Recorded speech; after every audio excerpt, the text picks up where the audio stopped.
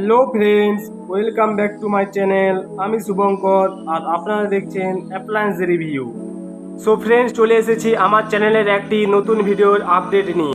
এই ভিডিওতে কোনো প্রোডাক্টের রিভিউ বা আনবক্সিং হবে না।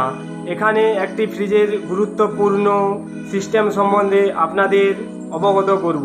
তাই ফ্রেন্ডস, দেরি না করেই ভিডিওটি অবশ্যই দেখুন আর বন্ধুদের সাথে শেয়ার করে দিন। চলুন আর দেরি না করে ভিডিওটি সম্পূর্ণ শুরু করা যাক। আগের ভিডিওতে অনেক বন্ধুরাই আমাদের কমেন্ট করেছিল যে ডিপফ্রস্ট কীভাবে কাজ করে, ডিপফ্রস্ট কখন করব এবং ডিপফ্রস্ট করলে ফ্রিজের কী সুবিধে হয়। তাই এই সম্বন্ধে আপনাদের ভালোভাবে জানাতে আমি এসেছি একটি নতুন ভিডিওর আপডেট নিয়ে।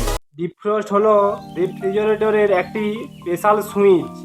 এই ডিপফ্রস্ট সুইচটি কোম্পানি অনুযায়ী বিভিন্ন রকমের এবং বিভিন্ন জায়গায় আপনারা দেখতে পাবেন।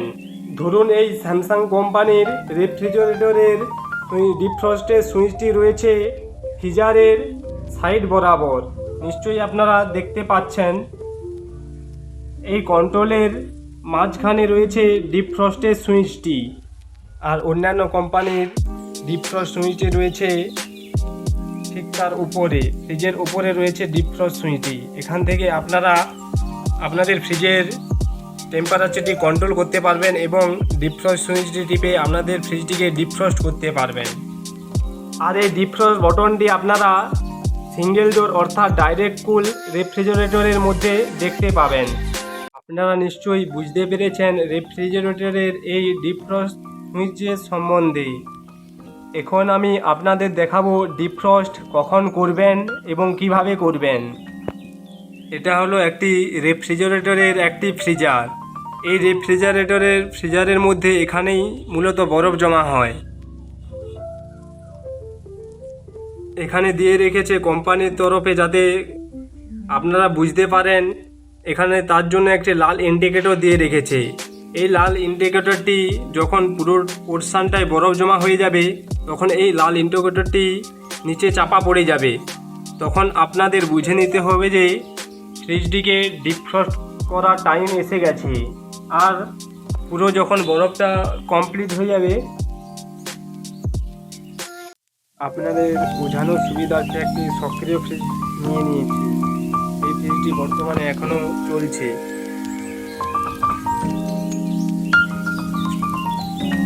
আর এখানে রয়েছে টেম্পারেচার কন্ট্রোলার এবং তার মাঝখানে রয়েছে ডিপফ্রস্টের সুইচ।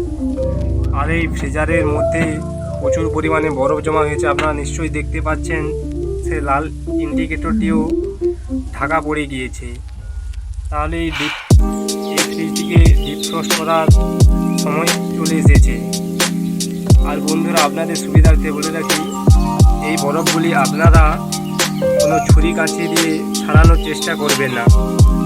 এর ভেতরে যে গ্যাসগুলি রয়েছে, সেই গ্যাসগুলি যদি লিক হয়ে যায়, আপনাদের কোম্পানি কোনো ওয়ারেন্টি দিবে না। তাই আপনাদের ফ্রিজটিকে সুরক্ষিত রাখতে এই বরফগুলিকে ছুরি কাঁচি দিয়ে ছাড়ানোর চেষ্টা করবেন না।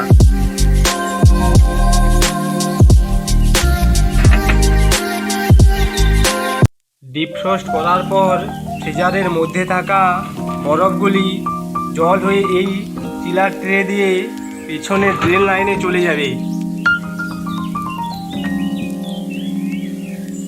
পেছনে থাকা কম্প্রেসারের উপরে একটি ট্রে রয়েছে। এই ট্রের মধ্যে বরফের জলগুলি এসে জমা হবে।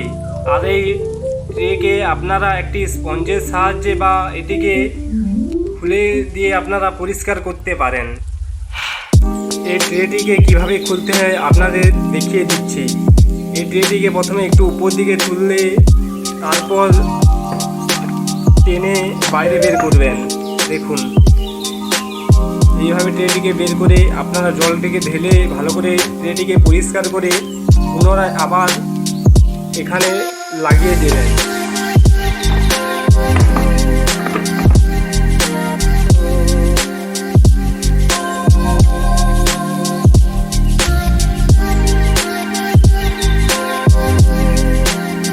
ফ্রেন্ডস, ভিডিওটি আমি এখানে শেষ করছি। আর ভিডিওটি ভালো লাগলে অবশ্যই আপনার বন্ধুদের সাথে লাইক, কমেন্ট অ্যান্ড শেয়ার করতে ভুলবেন না।